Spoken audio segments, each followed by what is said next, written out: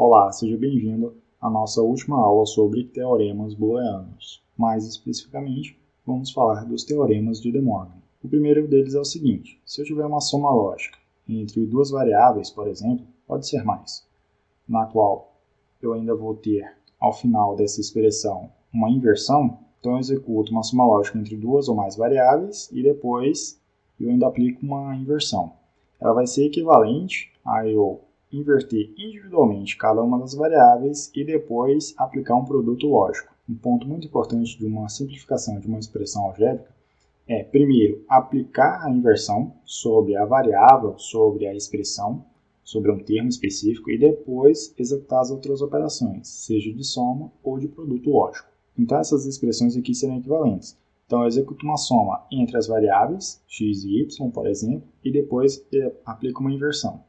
Ela vai ser equivalente a eu inverter individualmente as variáveis x e y e depois executar um produto lógico entre elas. E em muitas aulas que a gente tem aqui no canal sobre simplificação utilizando álgebra booleana e em nossos cursos também, quando eu aplico o teorema de De Morgan, eu sinalizo que eu faço um corte nessa inversão sobre um termo específico, sobre uma soma, um produto lógico, para que a inversão aconteça agora sobre as variáveis de forma individual. E para a gente se certificar desse resultado, dessa equivalência entre expressões, nós podemos novamente trabalhar ali com a tabela verdade. Primeiro vamos inverter as variáveis, né? X e Y, que vai ser 1, 0, 1, 0. Executar uma soma lógica aqui nessa terceira coluna, que vai ser 0, 1, 1, 1. Essa soma lógica nós vamos inverter. 1, 0, 0, 0. E agora nós vamos executar um produto lógico entre as variáveis x e y invertidas. Então aqui nós vamos ter 1, o restante vai ser 0. E aí perceba o seguinte, que nós temos que as expressões são equivalentes. Aqui nessa primeira eu tenho uma inversão sobre todo o termo, sobre toda a expressão, e na outra nós temos uma inversão individual, ou seja, uma inversão sobre cada uma das variáveis. Um ponto muito importante é que quando eu aplico o teorema de De Morgan, eu estou retirando a inversão sobre um termo para que a inversão ocorra sobre as variáveis, né, de forma individual. Porém, quando eu faço isso, eu tenho que alterar a operação entre as variáveis. Se eu tenho uma soma lógica, eu tenho que alterar para um produto lógico. E o caso oposto também é válido. Quando eu tenho um produto lógico entre duas variáveis, e aí eu aplico uma inversão, e aí o equivalente vai ser uma inversão sobre cada uma das variáveis,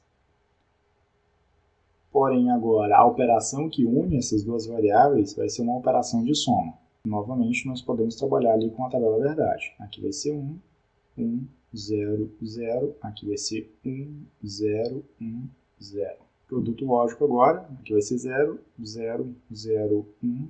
Eu vou inverter o resultado. Aqui vai ser 1, 1, 1, 0. E agora eu vou obter uma soma lógica entre as variáveis x e y invertida, né? Com a operação de inversão sobre elas. Aqui vai ser 1, 1, 1, 0. Novamente, nós temos expressões equivalentes. Então, nós conseguimos comprovar os teoremas de De Morgan, que eles também vão ser muito úteis. Como eu falei na aula anterior, nós temos, um processo de simplificação, fazer com que a inversão ocorra sobre cada uma das variáveis, as variáveis pertinentes, né, que vão ter ali uma inversão sobre elas. Primeiro momento, nós temos a inversão sobre um termo, né? Pode ser uma soma lógica, pode ser um produto lógico. Nós temos que aplicar o teorema de De Morgan para que essa inversão ocorra individualmente sobre cada uma das variáveis. Que aí fica mais fácil da gente associar as variáveis e continuar o processo de simplificação. Outro ponto importante é que os teoremas de De Morgan são um dos principais.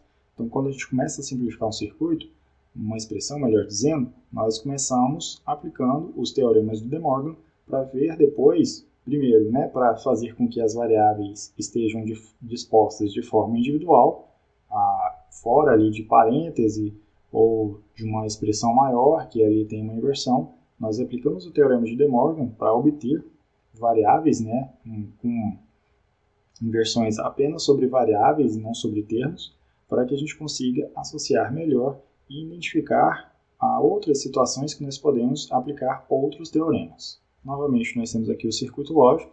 Aqui no caso, nós temos ali a operação 16, o teorema 16, que aí ele vai ser uma soma lógica e depois vai ter uma inversão. Eu tenho uma porta lógica OR e depois uma porta lógica NOT.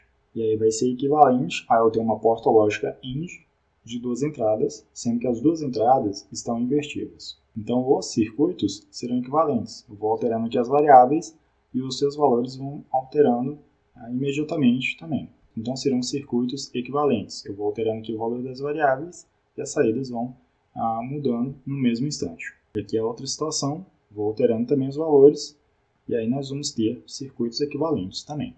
Então é isso, pessoal. Eu quis trazer um pouco da ideia ali de teoremas booleanos para a gente poder trabalhar ali com a simplificação algébrica de uma expressão.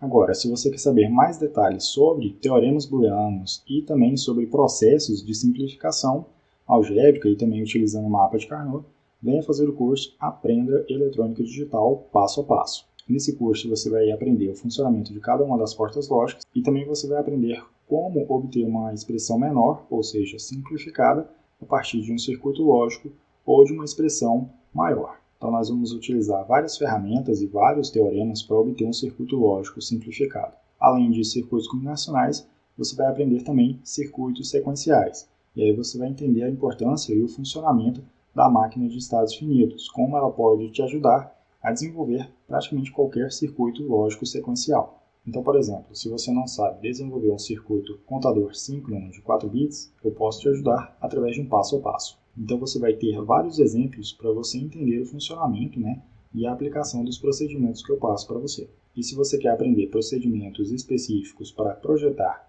tanto circuitos combinacionais quanto circuitos sequenciais, clique no link abaixo para conhecer o curso Aprenda Eletrônica Digital Passo a Passo. Te espero lá!